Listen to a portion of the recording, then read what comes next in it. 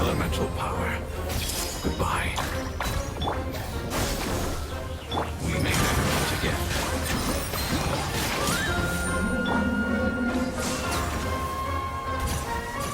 I will wait for her no matter how long it takes. This is the agreement we made.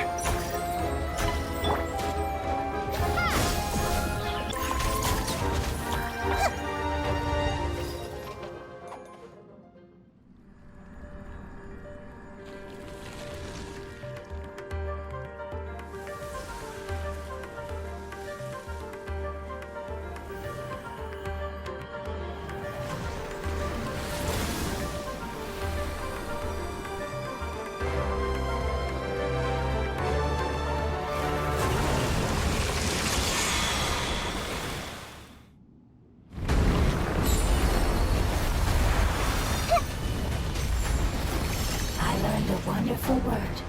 It's new, which means light. It will be your name.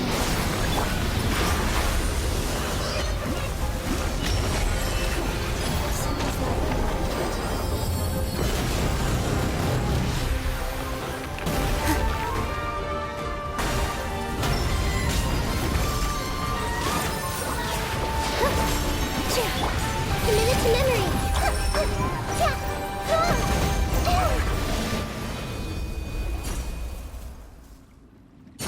Hey!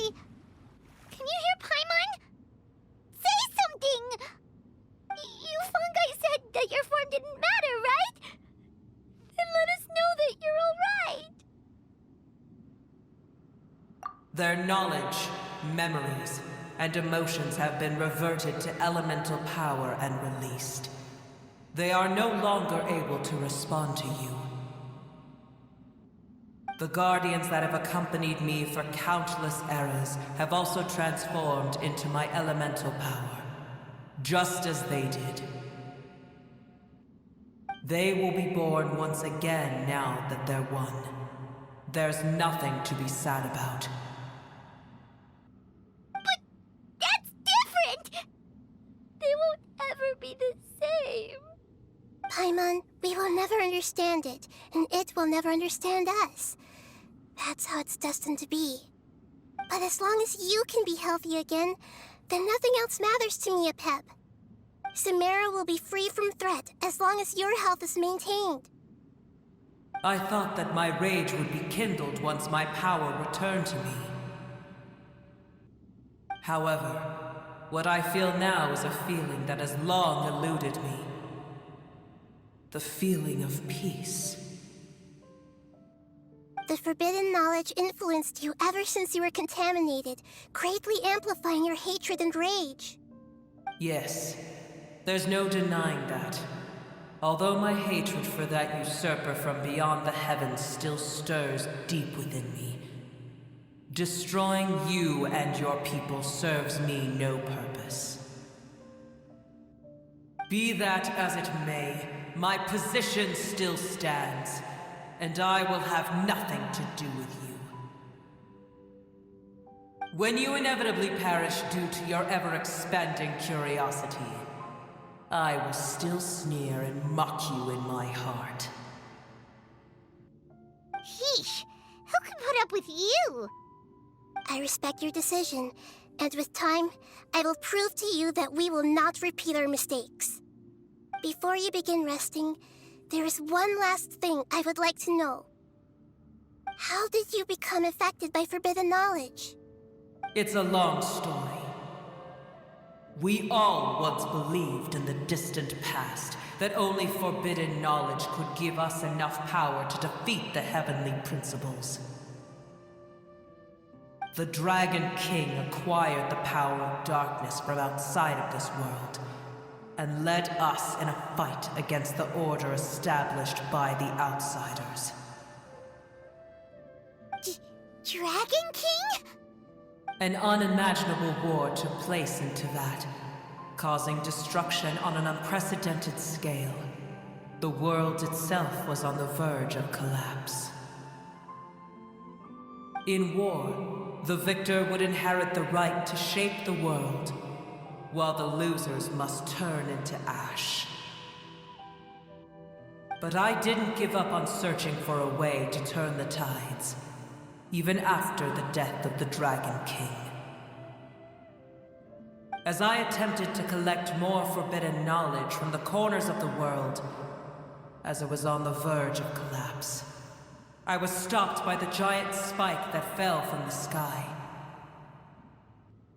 Sand dunes arose where there was only forest, and it was as if even Sumeru itself was trying to tell me that the era of the dragons was over. But you still didn't give up, did you? Because of Amun al-Ahmar. Yes. Al-Ahmar eventually obtained this power with the help of Nabu Malikata. His ambitions continued to grow, and he planned to establish a powerful kingdom in my domain. Although I didn't think much of him, I allowed his actions under one condition.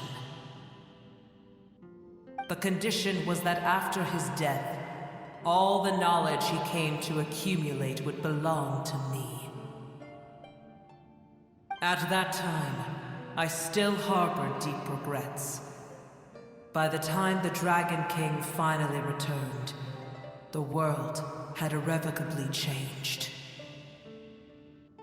Some of the dragons have grown close to your kind, and have forgotten all about our hatred from when the world was taken from us. And some died, leaving behind nothing but their bones, while others chose to flee after experiencing pain and agony. But for me, the scales and will of the Dragon King still shine bright in my heart, even to this day. I will follow it until the end of my time. You really are insane.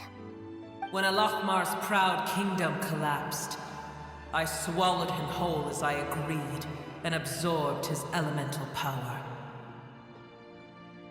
However, what I gained was no benefit. No. I gained the apocalypse. I used up all my strength just trying to keep the pain under control. I had no energy to analyze the knowledge he had accumulated. But even then, I still believed that his insanity was far greater than that of my own. So that's how the apocalypse started. I admit that I fell for his trap. I was like a final failsafe in his plan. Tiny Booer, and the rest of you, continue forward. I shall keep a watchful eye. How far will a life so dear and precious to the heavenly principles be able to go? I wonder.